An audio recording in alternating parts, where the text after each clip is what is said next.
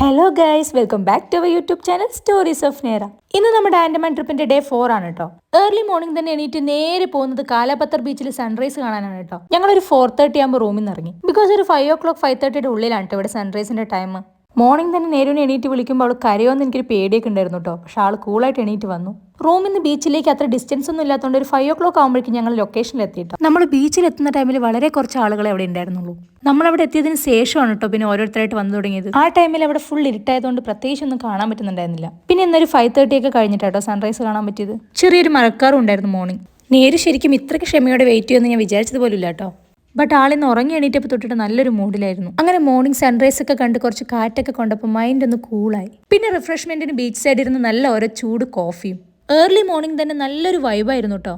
നേരുവിന് അവിടെ നിന്ന് ഒരു ഹോർലിക്സും ബിസ്ക്കറ്റും മേടിച്ചു കൊടുത്തപ്പോൾ ആളും ഭയങ്കര ഹാപ്പി. പിന്നെ ഞങ്ങൾ പതുക്കെ അവിടെ നിന്ന് തിരിച്ചു വരുന്ന വഴിക്കാണ് കേട്ടോ ഞങ്ങൾ ഇങ്ങനെ ഒരു സ്പോട്ട് ശ്രദ്ധിച്ചത്. ശരിക്കും ഇവിടെ നിന്നായിരുന്നു സൺറൈസ് കാണേണ്ടിയിരുന്നത്. ഇവിടെയാണ് ശരിക്കും കാലാപത്തർ മീൻസ് ബ്ലാക്ക് സ്റ്റോണുകൾ കൂടുതലായിട്ട് കാണാൻ പറ്റിയത്. ബട്ട് കുഴപ്പമില്ല, ഞങ്ങൾ ഇവിടെയും ഒത്തിരി നേരം ടൈം സ്പെൻഡ് ചെയ്തിട്ടാണ് തിരിച്ചു പോയത്. വരുന്ന ടൈമിൽ ഫുൾ ഇരുട്ടായതുകൊണ്ട് ഒന്നും കാണാൻ പറ്റുന്നുണ്ടായിരുന്നില്ല. തിരിച്ചു വരുമ്പോഴാണ് ഇത്രയ്ക്കും ബ്യൂട്ടിഫുൾ ആയിട്ടുള്ള ഒരു വ്യൂ ആണ് നമ്മൾ പോകുമ്പോൾ ക്രോസ് ചെയ്ത് പോയതെന്ന് മനസ്സിലായത്. ശരിക്കും നല്ലൊരു അടിപൊളി വ്യൂ ആയിരുന്നു കേട്ടോ.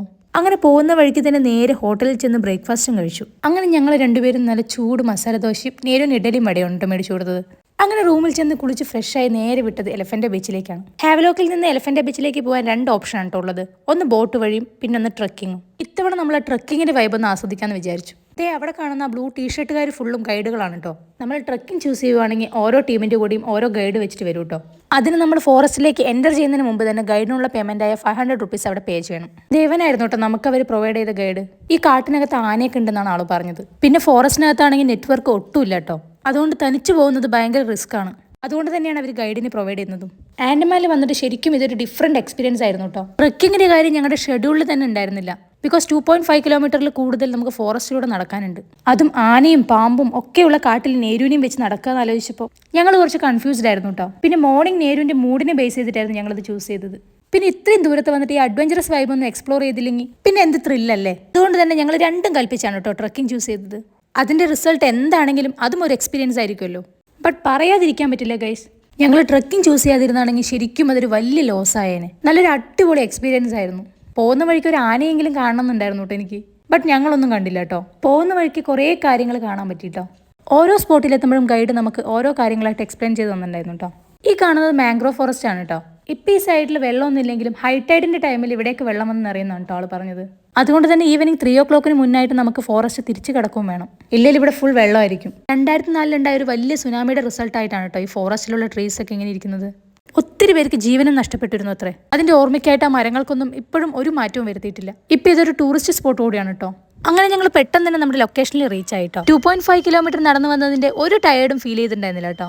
അങ്ങനെ എലഫന്റ് ബീച്ച് എത്തിയതും ഒത്തിരി എക്സൈറ്റ്മെന്റിലായത് നേരുമായിരുന്നു കേട്ടോ. ബിക്കോസ് കുട്ടികൾ ഇംപ്രസ് ചെയ്യുന്ന രീതിയിലുള്ള റൈഡുകളായിരുന്നു കേട്ടോ അവിടെ ഉണ്ടായിരുന്നത്. Banana ride, Mickey mouse ride, turtle ride, അങ്ങനെ ഒത്തിരി വെറൈറ്റി ആയിട്ടുള്ള ആക്ടിവിറ്റീസ് ആയിരുന്നു കേട്ടോ അവിടെ ഉണ്ടായിരുന്നത്. അതൊക്കെ കണ്ടപ്പോൾ തന്നെ ആള് ഭയങ്കര ഹാപ്പിയായി. ബട്ട് ആ റൈഡുകളൊക്കെ 5 years മുകളിലുള്ള കുട്ടികൾക്ക് അലൗഡ് ആയിരുന്നുള്ളൂ കേട്ടോ. അങ്ങനെ ചുമ്മാ അവിടെ ഇരിക്കുമ്പോൾ നേരുവിന്റെ പപ്പയ്ക്ക് ഒരു ആഗ്രഹം, എന്നെ കൊണ്ട് ജെറ്റ് സ്കൈ റൈഡ് ചെയ്യിക്കണമെന്ന്. ആഗ്രഹമുള്ള ആളെ തന്നെ ചെയ്താൽ മതി എന്ന് പറഞ്ഞാൽ അത് കേട്ടില്ല. എന്നെ അങ്ങോട്ട് പുഷ് ചെയ്തിട്ടാട്ടോ അയച്ചത്. സഡൻ പ്ലാൻ ആയതുകൊണ്ട് ഞാൻ കുറച്ച് നെർവസും ആയിരുന്നു കേട്ടോ.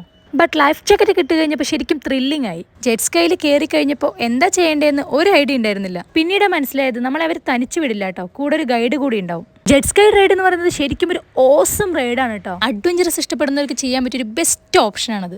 സ്റ്റാർട്ടിങ് തൊട്ട് എൻഡിങ് വരെ സെയിം ത്രില്ലായിരുന്നു. ആ ഫീലിങ്സ് ഒരിക്കലും എനിക്ക് വേർഡ്സ് കൊണ്ട് എക്സ്പ്ലെയിൻ ചെയ്യാൻ പറ്റില്ല കേട്ടോ. പിന്നെ നമ്മുടെ ഗൈഡ് പറഞ്ഞതനുസരിച്ച് നമ്മൾ അവിടെ നിന്ന് തന്നെ സ്നോക്ലിംഗ് ചെയ്യാൻ തീരുമാനിച്ചു. ബിക്കോസ് സ്നോക്ലിംഗ് ചെയ്യാൻ പറ്റിയ ഏറ്റവും ബെസ്റ്റ് സ്പോട്ടായിരുന്നു അത്. ഏട്ടനാണ് കേട്ടോ ഫസ്റ്റ് സ്നോക്ലിങ്ങിന് റെഡി ആയത്. സഡൻ പ്ലാൻ ആയതുകൊണ്ട് ഞാൻ ചേഞ്ച് ചെയ്യാനുള്ള ഡ്രസ്സൊന്നും എടുത്തിട്ടുണ്ടായിരുന്നില്ല. പിന്നെ അവിടെ റെൻ്റൽ ഡ്രസ്സ് അവൈലബിൾ ആയതുകൊണ്ട് ഞാൻ അവിടെ നിന്ന് ഒരു ഡ്രസ്സ് മേടിച്ച് ചേഞ്ച് ചെയ്തു കേട്ടോ. അങ്ങനെ ഞാനും സ്നോക്ലിംഗ് ചെയ്യാൻ റെഡിയായി.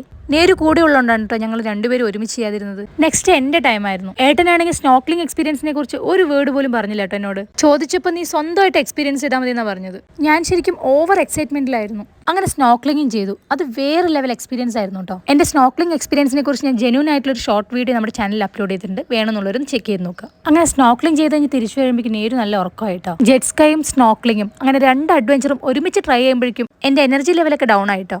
ബട്ട് ആ ഒരു എക്സ്പീരിയൻസ് എന്ന് പറയുന്നത് ഒരു രക്ഷയില്ല ഗൈസ്. പോകുമ്പോൾ നല്ല അടിപൊളിയായിട്ട് ഈ വഴിയൊക്കെ ഓടി കയറി ഞാൻ തിരിച്ചു വരുമ്പോഴേക്കും എഴയാൻ തുടങ്ങിയിട്ടോ. ഞങ്ങൾ പോകുന്ന ടൈമിൽ ഈ ഫോറസ്റ്റിന് ഇത്ര ദൂരം ഉണ്ടായിരുന്നില്ല കേട്ടോ. ഇവിടെ ഞാൻ പോകുന്ന വഴിക്ക് കൂടുതലായിട്ട് കണ്ടത് ഈ അടക്കയില്ലേ, അതിന്റെ കൃഷിയാണ് കേട്ടോ.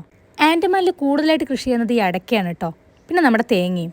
അങ്ങനെ നടന്ന ഒരു വിധത്തിൽ നമ്മൾ നമ്മുടെ വണ്ടിയുടെ അടുത്തെത്തി. അപ്പോൾ ഇത്രയേ ഉള്ളൂ നമ്മുടെ ഇന്നത്തെ വീഡിയോ. ഇഷ്ടപ്പെട്ടവർ നമ്മുടെ ചാനൽ സബ്സ്ക്രൈബ് ചെയ്യുക, ലൈക്ക് ചെയ്യുക, ഷെയർ ചെയ്യുക. വീണ്ടും മറ്റൊരു അടിപൊളി വീഡിയോ ആയിട്ട് കാണുന്നത് വരയ്ക്കും ബൈ.